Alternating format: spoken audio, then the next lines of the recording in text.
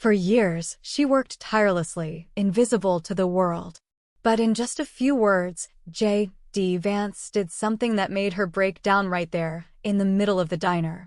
Tanya had learned long ago that exhaustion wasn't just physical, it lived in your bones, settled deep, where even sleep couldn't shake it loose.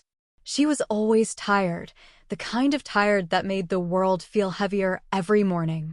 Every day, before the sun had a chance to stretch across the sky, she woke up, made sure her teenage son had everything he needed, then trudged to Mason's Diner, a place that smelled of burnt coffee, bacon grease, and worn-out dreams. She'd been there for years, watching new faces come and go while her life remained the same. There was nothing glamorous about the work. The uniform was stiff, beige, always a little too tight in the wrong places. The long hours on her feet, the fake smiles, the way customers barely looked at her when they placed their orders, it all blurred together. Some were nice, sure, but most treated her like part of the table, like the napkin dispenser, just there to serve and be forgotten. She tried not to let it get to her. The way people called her Miss without making eye contact.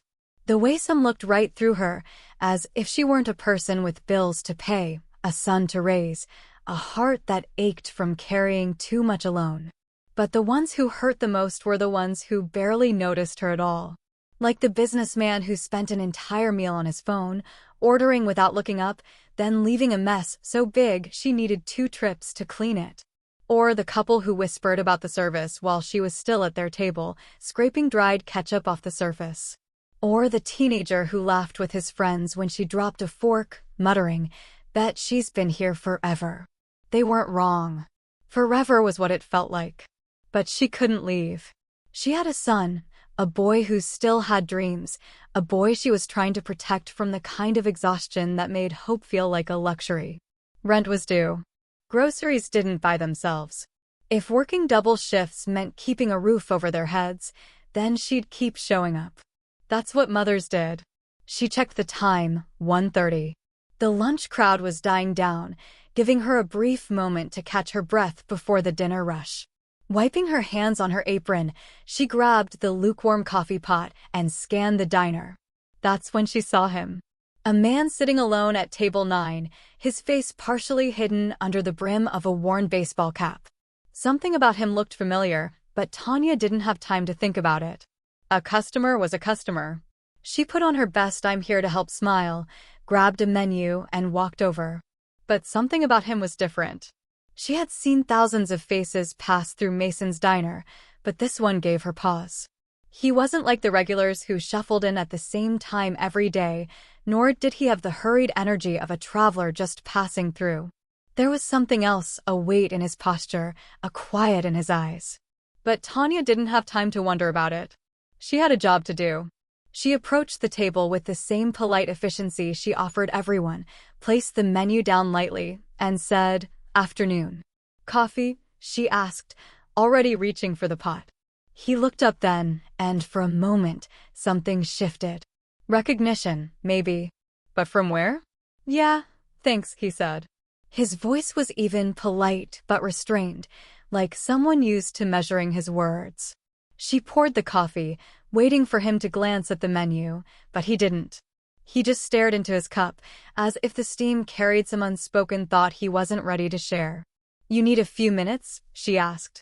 He shook his head. "Nah. I'll take the meatloaf, mashed potatoes, no gravy. Green beans, if they're fresh." "They're canned," Tanya admitted. A small, almost imperceptible smile. "Figured. That's fine." She scribbled the order down, feeling an odd urge to fill the silence. But she didn't. It wasn't her place. As she walked back to the counter, something nagged at her. Where had she seen that face before? The thought barely had time to settle before the door swung open and Earl came in. Loud, obnoxious. One of the regulars she could do without. He never tipped and always had something to say about the state of the country, things that made Tanya clench her jaw. Sure enough, he stomped in, making a beeline for the counter. "You see who that is?" Earl muttered, jerking his chin toward table 9. Tanya frowned, pretending to wipe a spot on the counter. "Should I?" Earl leaned in like he was sharing a secret. That's JD Vance. The politician. Wrote that book about growing up poor, the one they turned into a movie. Tanya's grip on the rag tightened. She'd heard of him, sure, but she hadn't realized it was him. She glanced back at table 9. JD Vance sat quietly, drinking his coffee, looking at nothing in particular.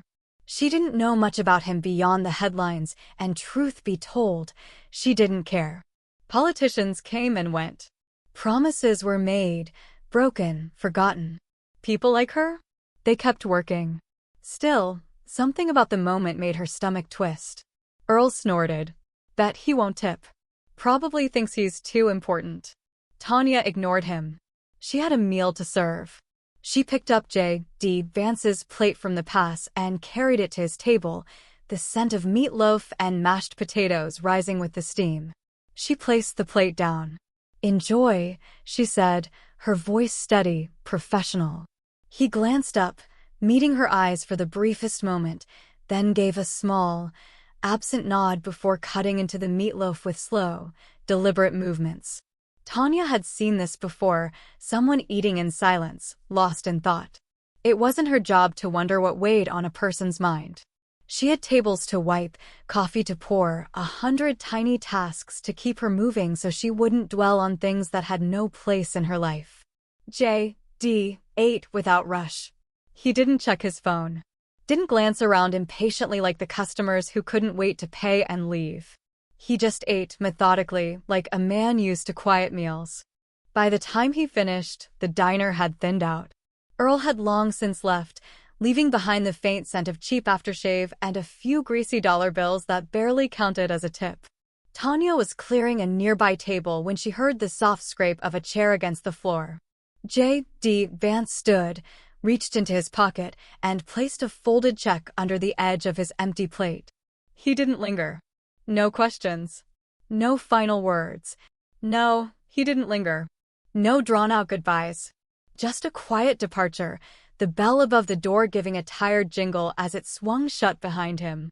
Tanya sighed, grabbing a rag as she made her way to the table.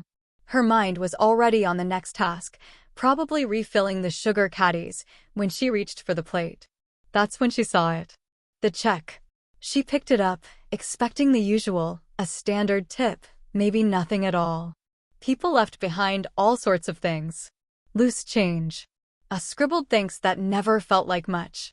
But as she unfolded the paper, her hands went still. It wasn't just a tip. It was a message. For your kindness. For your patience. For the things you've endured that you shouldn't have had to. I see you. I honor you. Thank you for everything you do. Her breath hitched. Tanya swallowed, blinking fast as her vision blurred. Then she saw the number beside the note. It wasn't 20. It wasn't 50. It was enough to pay her rent. Enough to breathe, for the first time in what felt like years. She gripped the check, her knuckles white. Her knees wobbled. Tears burned at the edges of her eyes, but she wasn't the kind of woman who cried at work. Not where people could see. But standing there alone in a nearly empty diner, she couldn't stop them. She wasn't crying over the money. Not just the money. It was the words. Because when was the last time someone had really looked at her? Acknowledged everything she carried? She had spent years working, serving, giving, and yet, so often, she felt invisible. But today, she wasn't. And she would never forget this moment. Tanya stood frozen, the check trembling in her hands, the numbers blurring as the weight of the message settled deep in her chest. For the things you've endured that you shouldn't have had to. Her breath came unsteady. She wasn't the kind of woman who dwelled on things life didn't give her that luxury. Bills didn't wait for grief. Work didn't care if you had scars. But those words felt like a hand reaching into the past, pulling up memories she had spent years trying to bury. Memories of long nights at the kitchen table, past due notices stacked beside an empty checkbook. Of her son, barely 6, tugging at her sleeve, whispering, "Mama, can we have the lights back on soon?" After the power had been cut for the second time that year. Of the job before this one, where she had worked twice as hard, only to watch younger, Less experienced girls get promoted while she was told to be patient. She had swallowed so much over the years. The exhaustion. The unfairness. The moments when she wanted to scream but didn't because she had a son to think about. So she had smiled through the disrespect. Kept serving. Kept pushing through. Kept pretending it didn't sting when customers treated her like she was less than them. And no one had ever noticed. Until now. She wiped at her cheek quickly, then, with careful hands, folded the check and tucked it away. Dottie had a soft spot for struggling mothers. She'd let Tanya buy on credit when times were tough, never once making her feel ashamed for it. Tonight, though, Tanya wasn't here to ask for favors. She walked straight to the essentials: milk, eggs, bread, then hesitated before adding a few things she normally wouldn't. Fresh fruit. A pack of her son's favorite granola bars. And, on impulse, a chocolate cake from the bakery section, something just for them. At the register, Miss Dottie peered over her glasses, her wrinkled hands moving steadily as she rang everything up. "Bit more than usual today," she remarked. Tanya just smiled and pulled out the check. "Not a problem tonight." Miss Dottie looked at the paper, then at Tanya, and her face softened. She didn't ask questions, she didn't need to. Instead, she just bagged the groceries and said, "Good for you, honey." As Tanya loaded the bags into her car, she spotted a woman sitting on the curb outside, a little girl curled up beside her.